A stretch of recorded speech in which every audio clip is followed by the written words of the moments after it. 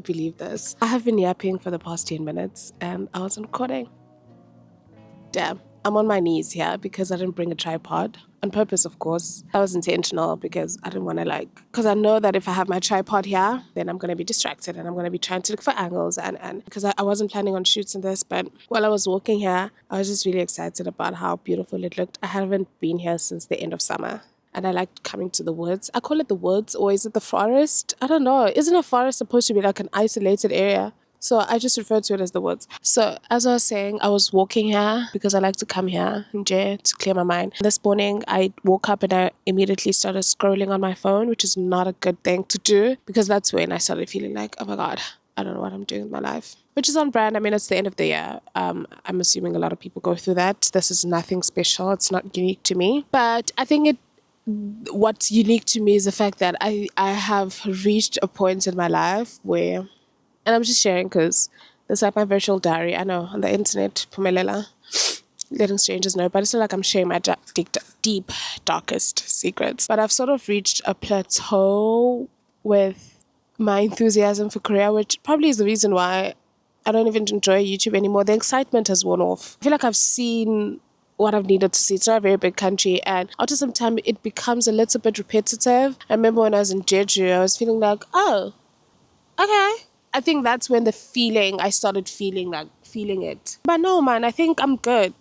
And then I tried, where else did I go? Oh, I went to Vietnam after that. Then I went to Sok Cho, which is not too far from here. Then I was like, okay, now I'm really done. Like, I love to travel, and having been in Korea, I've fallen in love with that part of myself, and just exploring and finding new places is exciting, especially when you are in a new country. But in the same breath, I do feel like I've seen it, man. And even as a teacher, there really isn't much space for growth. You're a teacher, and that's all you're ever going to be. I mean, if you're lucky, maybe if you have a teaching degree and you persevere long enough, you might get promoted to head teacher, but the chances are very slim. So even teaching in Korea or abroad it's very limited. And I don't even have a teaching qualification. And I wanted to do this. I'm excited I did it. I was curious. I wanted to see the world. I knew that this is probably the one shot I have to travel. And I did. And there's still so much traveling to do. But I really feel like, okay, I'm ready to move on to the next chapter of my life. And I have no idea what that looks like. I'm not going to tell you guys when I'm leaving because I'm going to surprise my family whenever I go. Like, boom. And I was thinking about all of this as I was walking here, and that's part of the reason why I was also excited and anxious this morning, because I was scrolling through videos trying to figure out, should I do this? I think I've reached that age, where we start panicking and we compare ourselves to other people. That's on my mind on today's episode of The Journal. I have reached the ceiling and I'm ready to move on to the next chapter of my life. I don't know what that looks like. So there's two spectrums, right? There's two things in my life. There's two far ends of my life. One, I either relocate to rural Eastern Cape, go to Wenezalali that have Uluandling, I suppose, and whatever. That is my dream. Literally, when I'm in my 40s, if I don't do it now, because I don't think I'm ready to do it. I'm not ready to commit to that extent yet. I'm so young. But that's where I want to retire, those small lallies with the ocean. So that's the other spectrum. The other one is babe, just travel the world. You're still young. There's still so much to see. Why not just travel and hop? And I also don't know if I'm ready to I just don't know. Or go back to South Africa, there's that. And it's but the opportunities aren't many if you go there. And I feel like there's a bug that bit me as soon as I came here. And I was like, damn, the world is so big.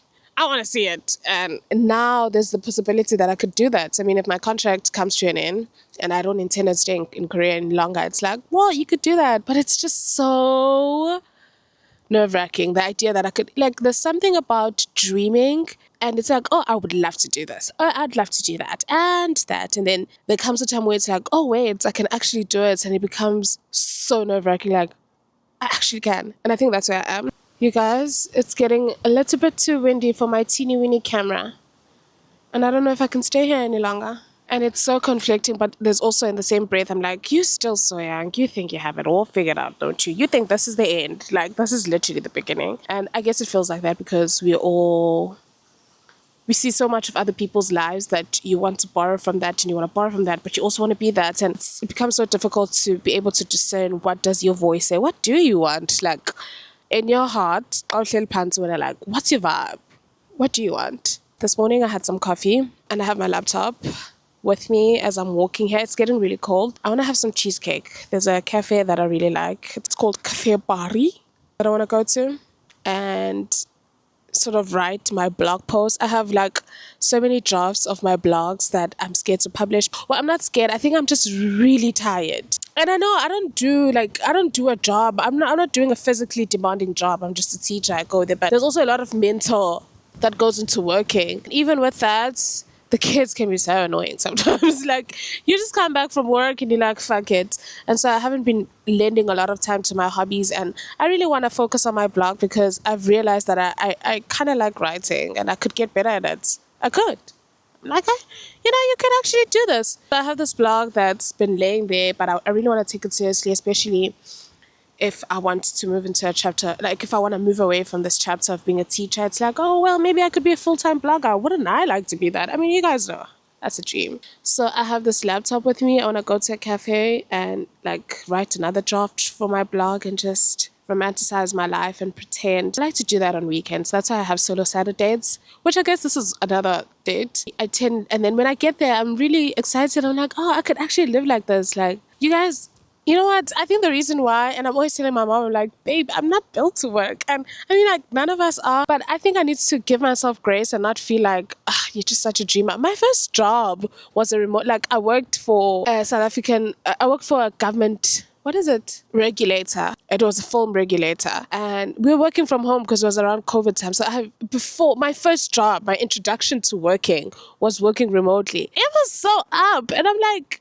I want to go back to that. Like, it was just so nice. I mean, granted, I was an intern. I wasn't earning much. I was earning close to nothing. I couldn't like romanticize it by going to a cafe and working. I tried it at some point. And then what happened? I don't know. But I couldn't romanticize it. And now I get to do that. And I'm like, I could actually be a freelancer, do some... Anyway, I just like to do that on weekends. Go to a cafe and sit and pretend like, oh, imagine if I had a deadline and like I'm just working. So I think that's what I'm going to do because my knees are killing me. I've been on my knees. My favorite cafe, Cafe Bari. That's the name of the cafe. And they have some really good cheesecake that I want to try. So that's where we're going to go now.